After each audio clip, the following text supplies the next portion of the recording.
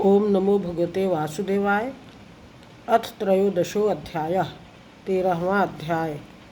श्लोक संख्या 1। श्री भगवान उवाच। इदं शरीरं कौन्तेय क्षेत्रमित्यभिधीयते एतद्यो वेत्ति तं प्राहुः क्षेत्रज्ञ इति तद्विदः। श्री भगवान बोले, हे अर्जुन, यह शरीर क्षेत्र इस नाम से कहा जाता है और इसको जो जानता है उसको क्षेत्रज्ञ इस नाम से उनके तत्व को जानने वाले ज्ञानी जन कहते हैं। क्षेत्रज्ञं चापि मां विद्धि सर्वक्षेत्रेषु भारत। क्षेत्र क्षेत्रज्ञ योर ज्ञानम यत ज्ञानम मतम मम। हे अर्जुन, तू सब क्षेत्रों में क्षेत्रज्ञ अर्थात जीवात्मा भी मुझे ही जान और क्षेत्र क्षेत्रज्ञ को अर्थात विकार सहित प्रकृति का और पुरुष का जो तत्व से जानना है वह ज्ञान है, ऐसा मेरा मत है। तत्क्षेत्रम यच्च यादृक् च यद्विकारी यतश्च यत् स च यो यत् प्रभावश्च तत्समासेन मे शृणु।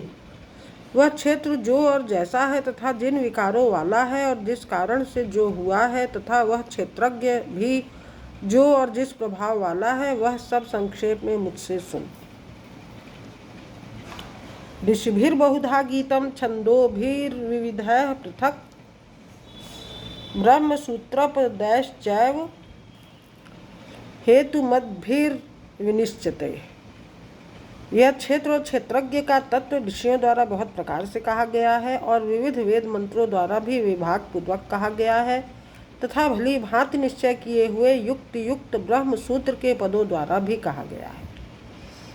महाभूतान्यहंकारो बुद्धिर्व्यक्तमेव च इंद्रियाणि दशैकम च पंचचेन्द्रिय गोचरा। 5 महाभूत अहंकार, बुद्धि और मूल प्रकृति भी तथा 10 इंद्रियां, 1 मन और 5 इंद्रियों के विषय अर्थात शब्द, स्पर्श, रूप, रस और गंध। इच्छा, द्वेषः, सुखम दुखम, संघातश्चेतना, धृति एतत् क्षेत्रम समासेन सविकार मुदाहृतम्। तथा इच्छा, द्वेष, सुख, दुख, स्थूल देह का पिंड, चेतना और धृति इस प्रकार विकारों के सहित यह क्षेत्र संक्षेप में कहा गया।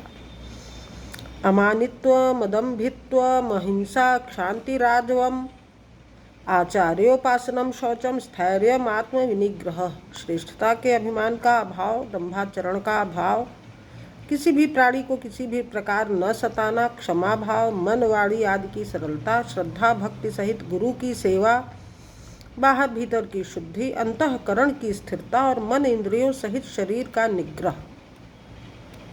इंद्रियार्थेषु वैराग्य, अनहंकार एवच जन्म मृत्यु जरा व्याधि दुख दोषानुदर्शनम।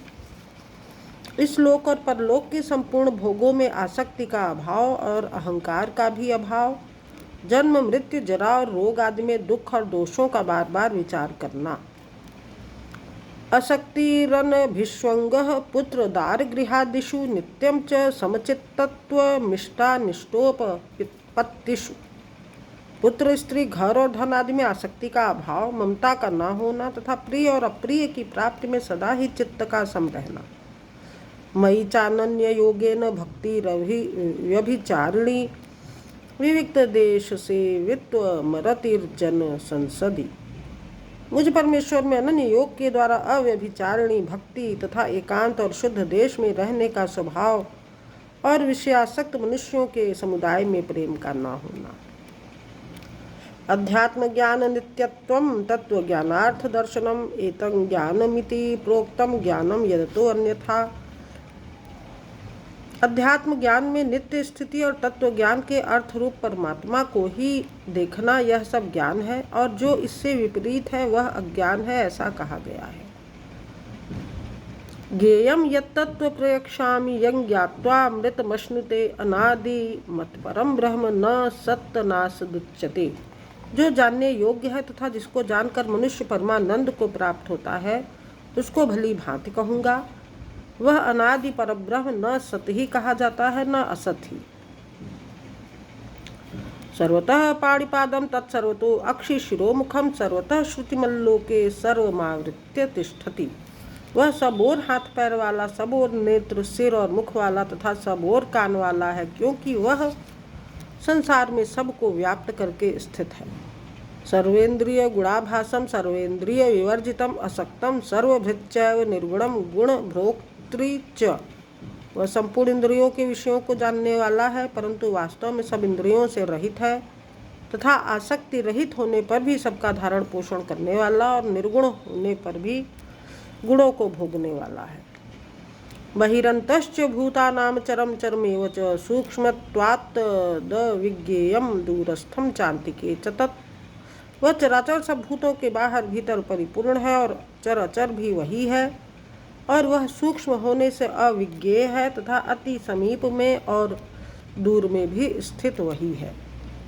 श्लोक संख्या 15। ओम नमो भगवते वासुदेवाय।